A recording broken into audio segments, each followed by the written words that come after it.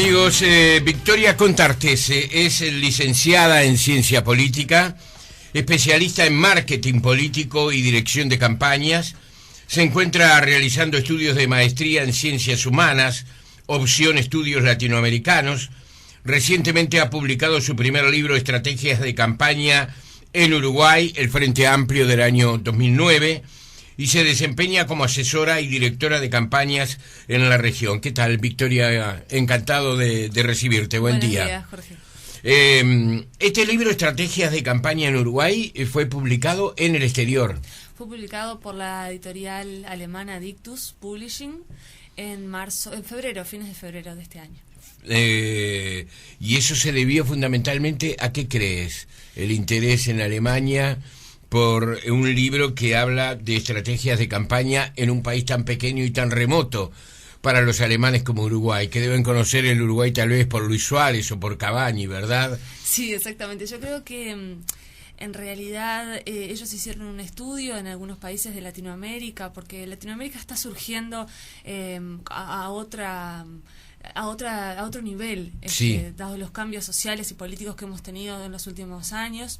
Entonces creo que además la figura de Mujica ha sido un factor fundamental, porque la gente está encantada con el presidente Mujica. Entonces, bueno, en el libro hay una gran parte de análisis de la imagen, de lo que fue la imagen de Mujica, cómo fue trabajada en la campaña. Me parece que fundamentalmente eso, y un poco saber cómo se maneja por estos lares la cuestión del marketing político y las campañas, creo que despertó la atención.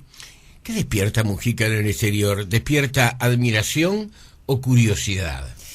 Yo creo que despierta muchísima curiosidad, y después de que llegan a él y pueden escuchar y demás, cada uno sacará sus juicios, ¿no? Creo que sí despierta admiración en una proporción, pero en primera instancia es una gran curiosidad, sin dudas. Sí, es un ser particular en el mundo tan especial de la política a nivel mundial, ¿no? Sí, absolutamente. Viene a ser el antipresidente, digamos, ¿no? Totalmente. Al principio, cuando Mujica empezó a surgir dentro de la esfera política, bueno, obviamente, ¿no? Siempre estuvo, pero como imagen, ¿no? Como aquello que encarna un montón de valores y cosas, era un outsider, ¿no? Ay, los outsiders de la política, y se hablaba del Fusca y yo qué sé, y hoy por hoy ha instaurado esta imagen como una cuestión de entereza y realmente de admiración para otras partes. Claro. Victoria, ¿por qué te has dedicado concretamente al marketing político y la dirección de campañas?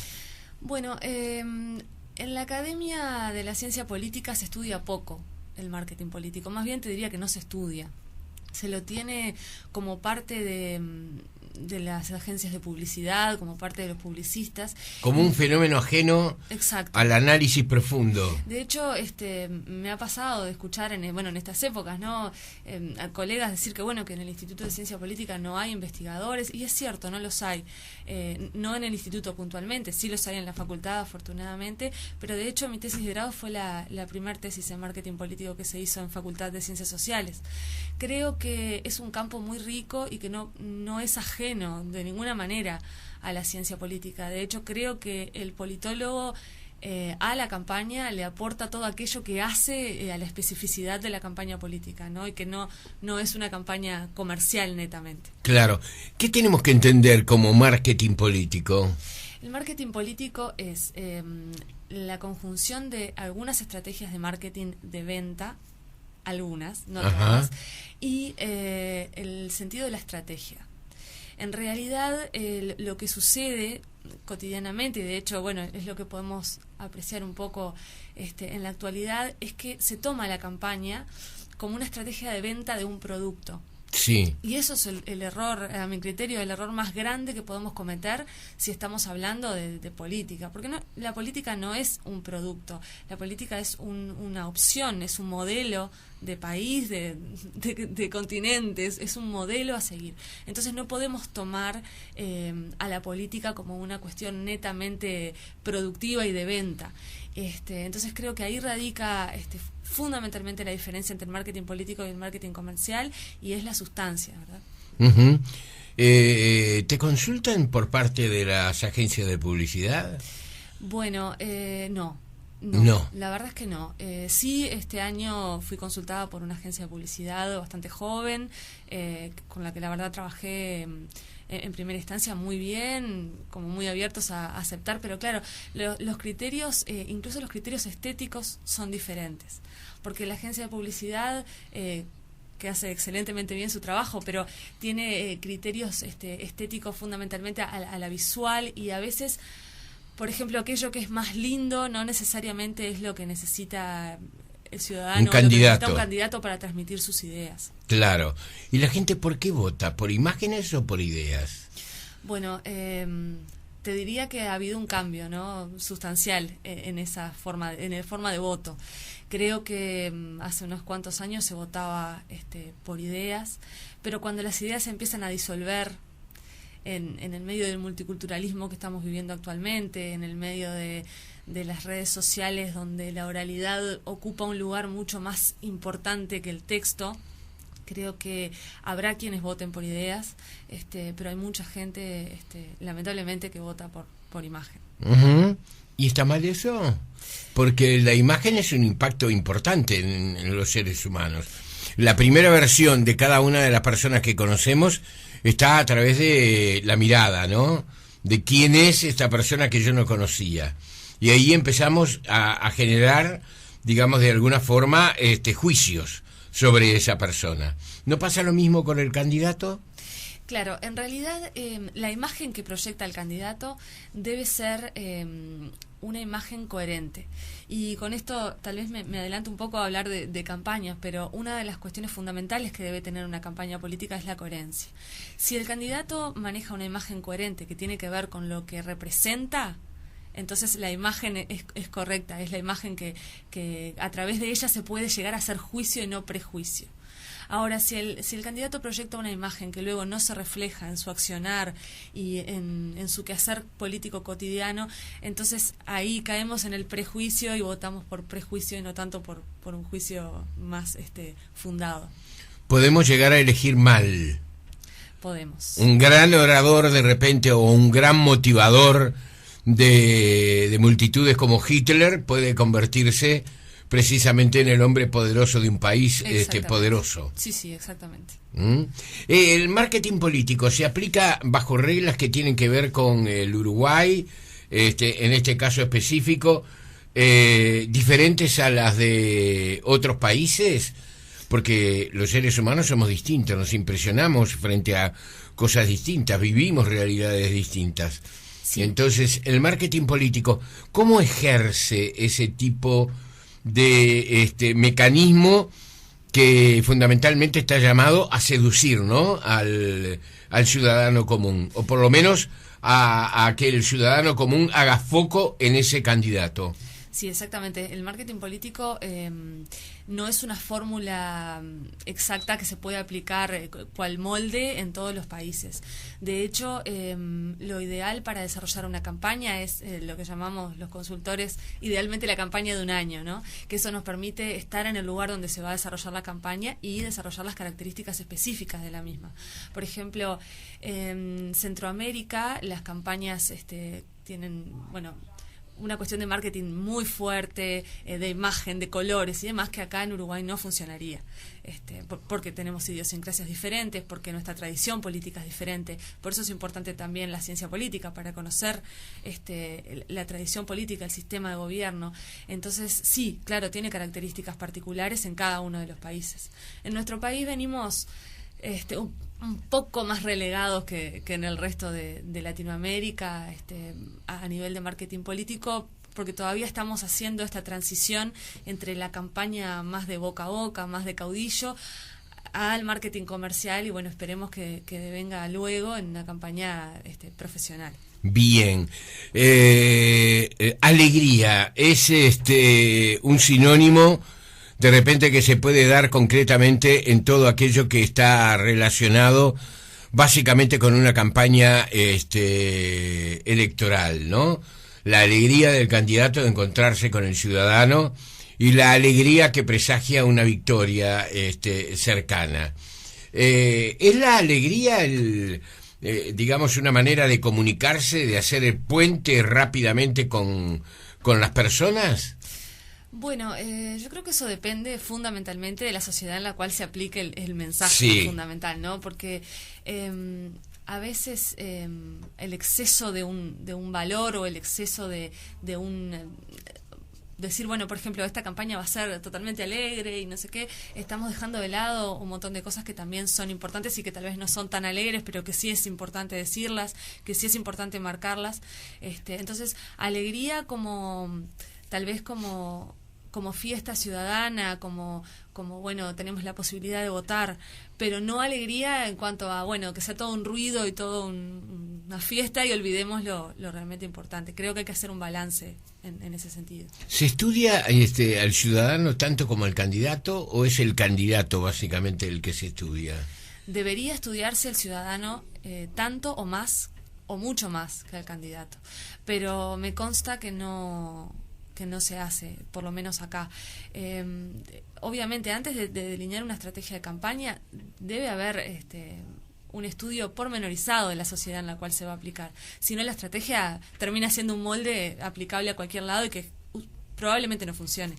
El candidato se estudia el candidato en función a sus competidores, pero el candidato es el que es.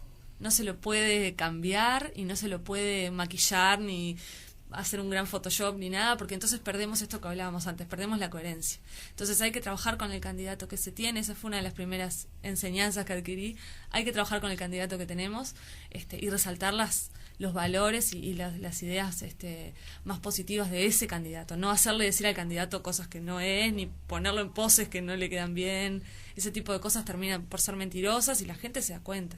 Claro. ¿Cuál es la campaña política que tú dirías es una campaña perfecta? Siempre se menciona la de Barack Obama, que utilizó magníficamente él y todos los que le apoyaban, ¿verdad?, las redes sociales como un soporte, como una plataforma realmente muy importante de la distribución de la idea de que Barack Obama era un hombre capaz de dirigir a los Estados Unidos. Pero ¿cuál sería la campaña que tú mencionarías como esa campaña que es admirable realmente? Sí, la campaña de Barack Obama fue realmente una revolución a nivel de campañas políticas. ¿Cambió todo? No sé si fue la campaña lo que cambió o fue que la campaña supo utilizar los medios que tenía en el momento. Porque claro. Fue la explosión de las redes sociales, es un instrumento muy difícil de manejar a la hora de una campaña porque tiene una especie de vida propia donde uno no puede controlar absolutamente todo como quisiera. Pero entonces creo que hubo un uso estratégico y eficiente de los medios que se tenían, los nuevos medios que se tenían a consideración, que me parece que no fue así utilizado en otras campañas del momento. Una campaña muy muy buena podría ser, por ejemplo, salvando las grandes diferencias del sistema político, la de Angela Merkel. Fue una buena campaña. En Alemania. Sí, fue una campaña muy interesante a nivel de lo que transmitió a través de los spots.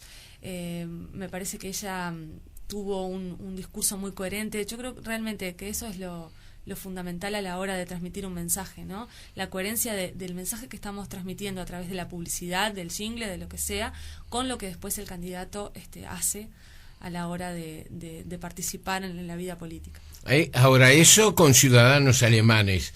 Los ciudadanos uruguayos somos tan racionales, somos tan analistas de lo que nos dicen los candidatos, o somos emocionales, que respondemos de pronto, incluso en el desacuerdo, respondemos como si se tratara de un club de fútbol, digamos, a un partido político.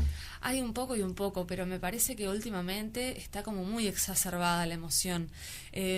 Basta ver las manifestaciones de algunos ciudadanos en las redes sociales que realmente son bastante preocupantes. O sea, nos debería preocuparnos como sociedad, más allá de la campaña y más allá de los colores y las banderas que uno pueda levantar. Me parece que declaraciones que atentan contra los derechos humanos, declaraciones que atentan contra la racionalidad propia de un ciudadano comprometido con la sociedad, es algo profundamente preocupante. Creo que cada vez más, y me parece que obviamente está alimentado por toda una cuestión social, como te decía hoy, multicultural, vamos tendiendo hacia esta cuestión impulsiva de la emoción y menos hacia la racionalidad, y eso es algo que deberíamos intentar combatir. Cuando tú sabes que tienes que hacer o trabajar en una campaña de determinado candidato, ¿cómo empiezas tu trabajo? Bueno, el comienzo de trabajo es una entrevista con el candidato.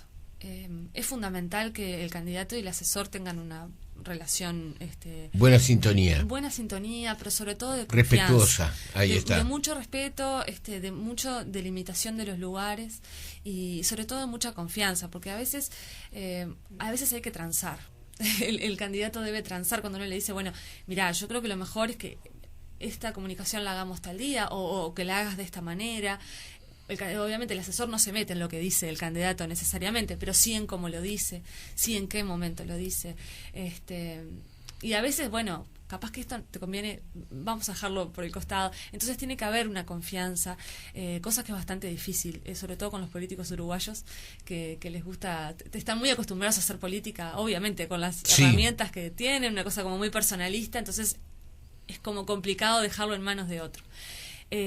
Pero sí, básicamente comienza con una entrevista con el candidato, estableciendo algunos puntos que tienen que ser primordiales, sobre todo a la hora de la delimitación de la estrategia. El director de campaña es la persona que delimita la estrategia y todo lo que pase a través de la campaña tiene que estar autorizado y tiene que ser en función de esa estrategia. Cualquier cosa que se salga va a terminar sonando mal, se van a terminar viendo mal. Entonces es muy difícil eso, con el equipo, con el candidato y demás.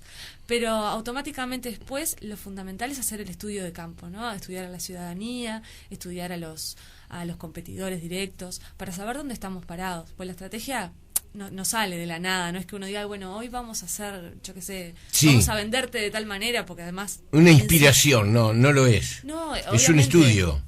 Tiene que haber creatividad, sin dudas. Uno tiene que trabajar con la agencia de publicidad, sin dudas. Son los grandes creativos. Pero la estrategia de campaña tiene que salir de otro lado. No puede salir netamente de una cuestión publicitaria. Y eso sale del estudio serio y científico de la sociedad, que obviamente nos va a dar una foto, nunca va a ser la realidad, porque sabemos que aunque a algunos cientistas nos encantaría, es imposible medir exactamente todo, pero sí, hay que hacer un estudio pormenorizado para ver cómo vamos a llevar la campaña adelante. Si no, es improvisación. Claro. Los políticos uruguayos en general, en el mundo los políticos son muy personales, ¿no? Es muy difícil hacerles cambiar de ideas. Y ni que hablar cuando la señora del político, la señora del candidato, da su propia opinión. Es decir... Sí.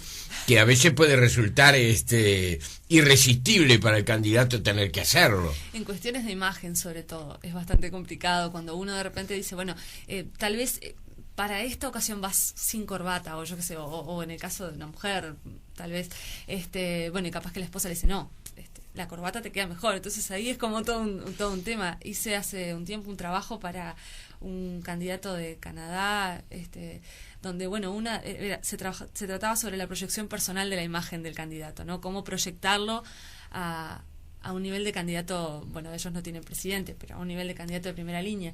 Entonces, una de las cosas era que el señor salía en todas las fotos con su esposa, en todas. Y en todas ella lo estaba como agarrando y como que lo estaba marcando. Y eso fue uno de los puntos que se debía trabajar, ¿no? Porque está muy bien y está bárbaro que estén acompañados de su pareja, pero claro, hay que diferenciar las esferas. Claro. Los canadienses son distintos a los uruguayos en ese sentido. Sí. Pero en general la mujer de los candidatos en el Uruguay son bastante discretas, ¿no? Hay excepciones, pero son bastante discretas. Sí, no hemos tenido primeras damas que se hayan manifestado públicamente demasiado, ni que hayan hecho, si bien hemos tenido algunas primeras damas como, bueno, Mercedes Menafra, que ha hecho trabajo social, bueno, han manifestado ahora las posibles primeras damas que también desean estar más activas y más participativas, pero en realidad no hemos tenido grandes participaciones, como, bueno, ahora en Estados Unidos Hillary Clinton, que ya estamos prácticamente como candidata, ya fue candidata a la presidencia. Entonces, claro. No tenemos ese tipo de figura así emergente. Uh-huh. ¿Y qué tal la imagen de la familia? ¿Le importa mucho al elector uruguayo? Si es familiero, si no es familiero, si es un hombre fiel, si es un hombre infiel.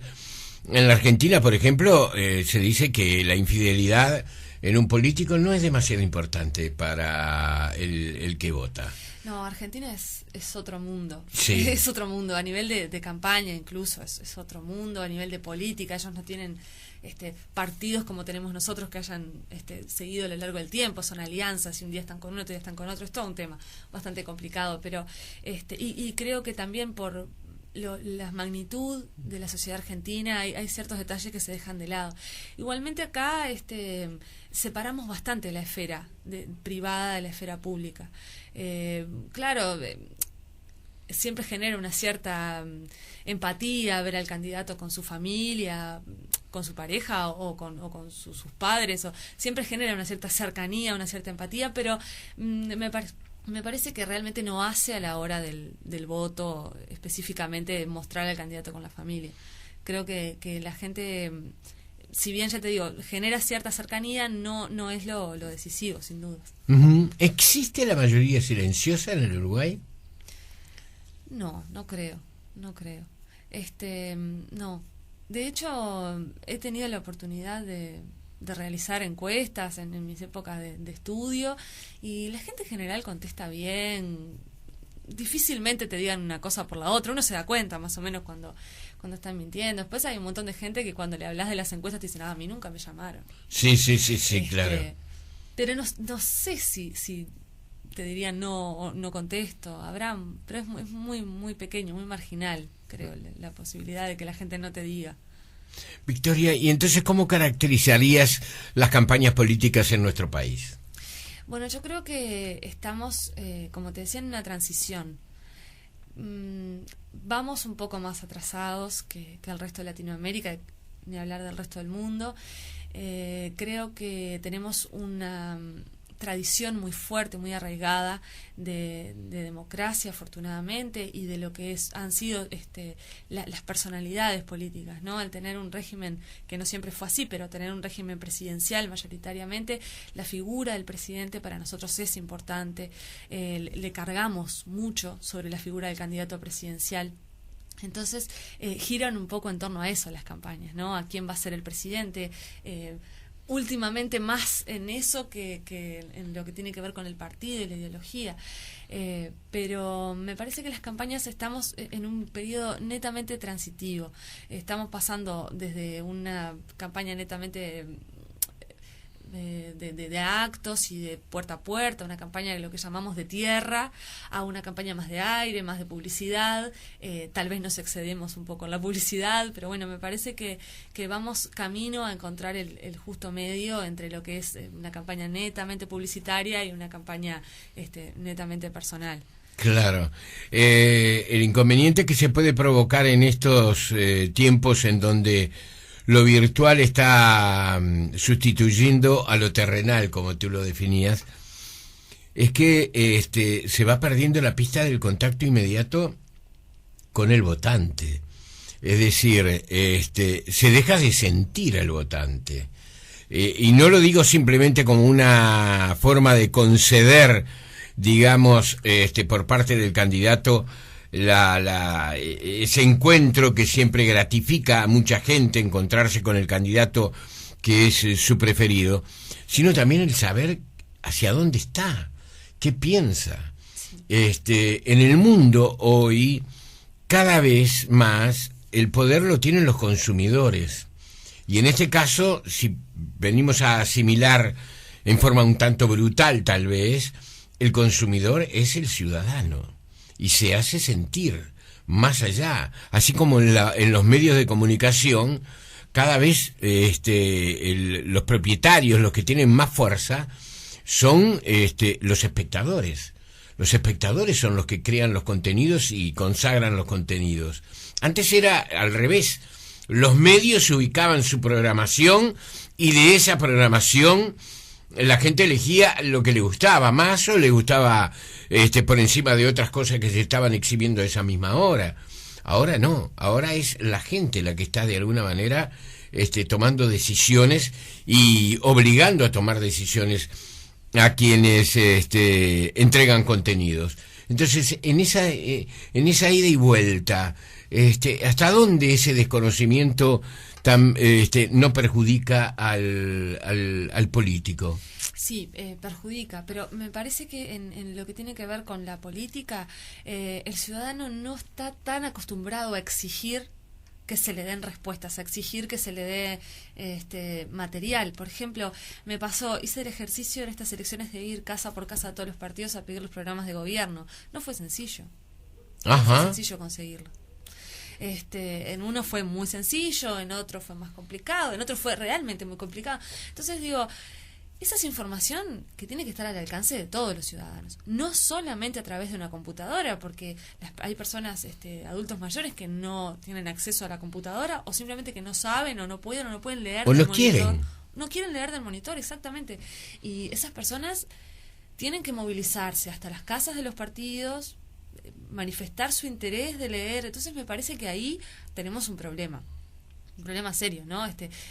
Para poder exigir como ciudadanos que se nos escuche y demás, tenemos que estar informados. Y nosotros debemos ser responsables de ir a buscar el material, pero también el partido político tiene que ser responsable de hacer llegar el material.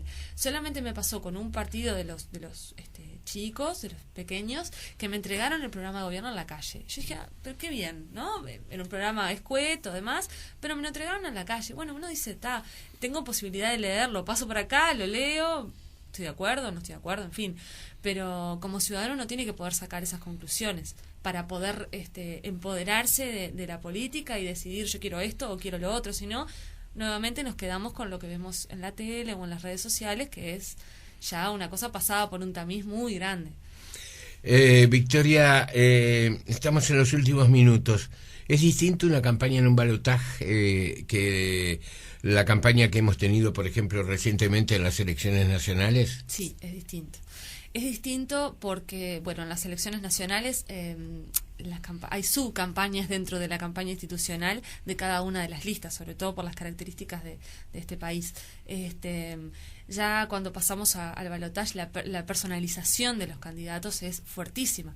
No eximen de tener un partido, que he escuchado por ahí que, bueno, ahora no hay más partidos. No, mentira, los partidos siguen claro. Igual. Digo, vamos a votar a un candidato o a otro y ese candidato viene con un partido político atrás y viene con una idea de país atrás. Entonces, no podemos decir, nacieron ayer de la nada. Pero sí es cierto que la persona termina jugando un papel muy importante, central, digamos, ¿no? Las fórmulas en este caso terminan jugando un papel muy importante, pero como imagen, como políticos, pero también con el partido que representa. Uh-huh. Es decir que la imagen que ofrece cada uno de los candidatos es la razón por la cual se vota en esta segunda vuelta. Vendría a ser eso. Yo creo y que las sí. Ideas que representa. Sí, yo creo que sí, que en realidad obviamente los candidatos representan ideas diferentes. En este caso, bueno, los que tenemos, el doctor Vázquez y el doctor Lacalle Pou, representan cada uno dos modelos diferentes, cada uno un modelo diferente. En esta segunda instancia, que es bastante compleja, de hecho, porque ya está como todo, las cartas medias vistas a la vista y es difícil, sobre todo para el Partido Nacional, ¿no? Lo veo complicado a la hora de plantearse una estrategia. Creo que ellos deberían haber cambiado la estrategia de la interna para la nacional, mantuvieron una cosa que les funcionó muy bien en la interna, pero las lógicas son diferentes de cada una de las elecciones, así como la lógica es diferente para esta. Entonces, hay que ver cómo ellos ya presentaron, bueno, el 30, pero hay que ver cómo lo van a manejar en este mes, porque de cómo manejen estratégicamente este mes va a depender mucho la mejora que puedan tener en los números.